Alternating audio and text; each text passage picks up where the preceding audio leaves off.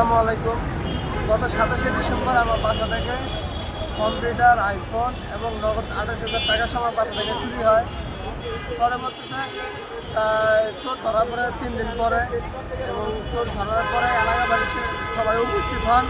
সেখানে হাতিবান্ধা থানার এসআই উপস্থিত হন এবং যারা বিচার করবেন ওয়ার্ড মেম্বার হাজবেন্ড মজিদ, আমেনার মজিদ আর আশরাফ মেম্বার নাজমুল, তারা হচ্ছেন বিচারক, আর হাতিবান্ধা থানা এসআই বিচারক।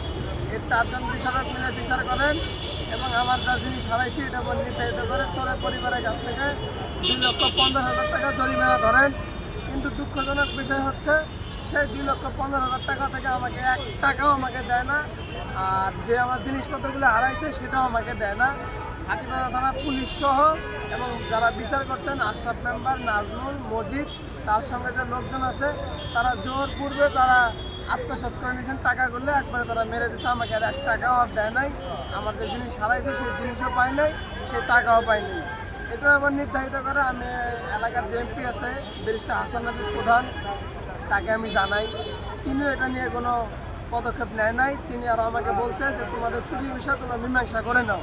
দেখেন, একজন এমপি যদি এই কথা বলে, তারপরে থানা যদি চোরের সঙ্গে জড়িত থাকে, মেম্বারও যদি এটার সঙ্গে জড়িত থাকে, তাহলে বিচারটা করবে কে?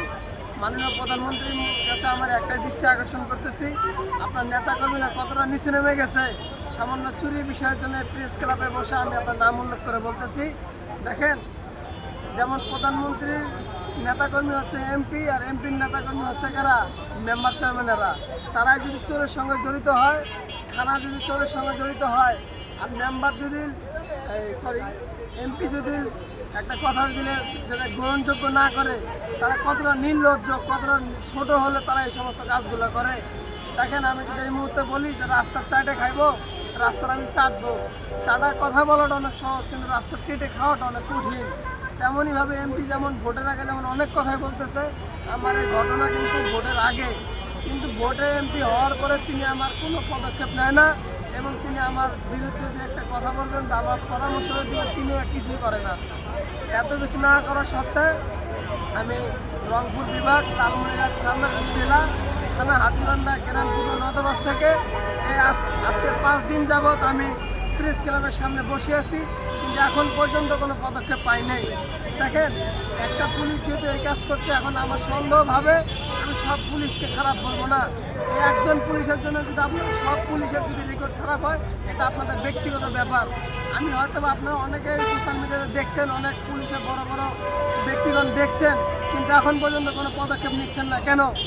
যদি এই সমস্ত সত্য ঘটনা পুলিশ এবং মেম্বাররা ধোঁয়াচাপা দিচ্ছে, আমি প্রধানমন্ত্রীর দৃষ্টি আকর্ষণ করে আবার বলতেছি, যত দ্রুত সম্ভব হাতিবান্ধা থানা এসআইকে তার চাকরি থেকে বহিষ্কার করা দরকার এবং করতে হবে। আর যারা মেম্বার ছিল আশরাফ মেম্বার, নাজমুল, মজিদ, তাদেরকে যত দ্রুত সম্ভব তাদেরকে আইনের আওতায় এনে তাদেরকে শাস্তি দেওয়া হোক। আর আমার যে অধিকার আছে, আমার যে জরিমানা ধরা হয়েছে, হয়তো জরিমানার টাকা দেখ, আর নয়তো আমার যা জিনিস চুরি করছে চোর, সেই জরিমানার টাকা দিয়ে দেখ। দেখেন, চোর ধরা পড়ছে, জরিমানা করা হয়েছে, চোর স্বীকার করছে, সব ফয়সালা, সব কিছু শেষ, কিন্তু আমাকে কিছুই দিল না।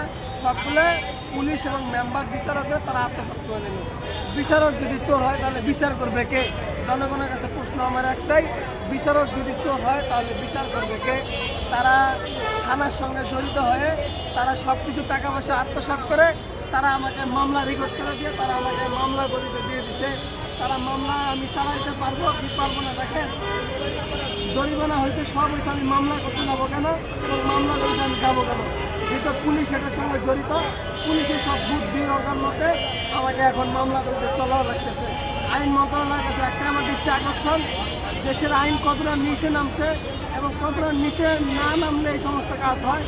মাননীয় প্রধানমন্ত্রীর কাছে আমি একটা দৃষ্টি আকর্ষণ করছি এবং আইন মন্ত্রণালয়ের কাছে আমি একটা দৃষ্টি আকর্ষণ করছি।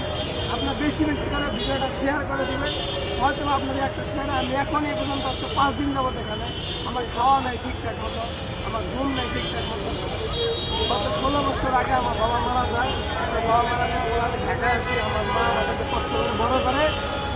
দীর্ঘদিন ধরে ঢাকায় থাকার পরে আমি একটা ফ্রিল্যান্সিংয়ের কোর্স করি, সেই কোর্স শেষ করার পরে আমি একটা সার্টিফিকেট পাই। সেই সার্টিফিকেটের অনুযায়ী আমি কম্পিউটার, আইফোন এগুলো কিনে আমি বাড়িতে চলে যাই।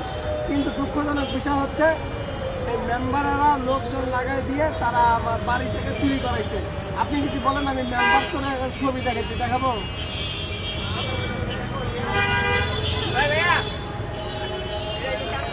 এই যে দেখেন, এই যে এটা হচ্ছে হাতিবান্ধা থানা এসআই রুহুল আমিন। তিনি কিনা বিচারাও ছিল এবং জরিমানা যখন ধার্য করে তখনও তিনি ছিল, কিন্তু মাঝখান থেকে টাকা পয়সা খেয়ে তিনি আত্মসাৎ করে তিনি দূরে চলে গেছেন। এই কি দেশের প্রশাসনের কাণ্ডকর্ম? এই হচ্ছে আশরাফ মেম্বার, এই হচ্ছে 6 নং ওয়ার্ডের মেম্বার, যিনি কিনা ভোটের পরে একজনের বাড়ি থেকে 17 লক্ষ টাকা চুরি করছে।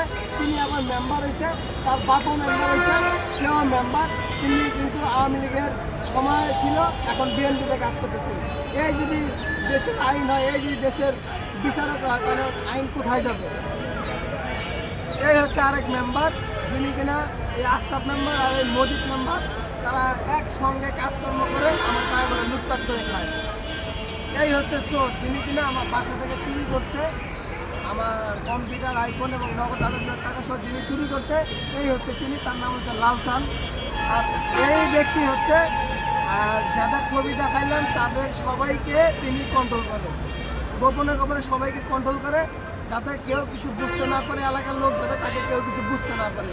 এই কথাগুলো এলাকার একটা লোক বলার মতো নাই। যিনি বলবে তার বাড়িতে গিয়ে হয়তো বা রাত্রেবেলা হুমকি দিয়ে আসে, নয়তো বা কোনো কিছু একটা করে আসে, এখানে কেউ আর কথা বলে না। আমি আমার এলাকাবাসী যে পূর্ব নওদাবাদ যে এলাকা আছে, হাতিবান্ধার লোকজনকে দৃষ্টি আকর্ষণ করতেছি, 2 হাত জোর করে বলতেছি, আপনারা এই এলাকায় যে একটা বড় চোরের চক্র আছে, এটা থেকে বের হন।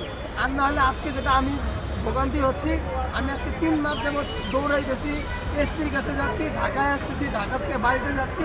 আমি যে একটা কষ্ট হইতেছে আমার, আগামীতে যাতে আপনাদের যাতে এটা না হয়, আমার এলাকাবাসীকে সতর্ক করতেছি, 2 হাত জোর করে 2 পা ধরে আমি সতর্ক করতেছি, আপনার সতর্ক হন।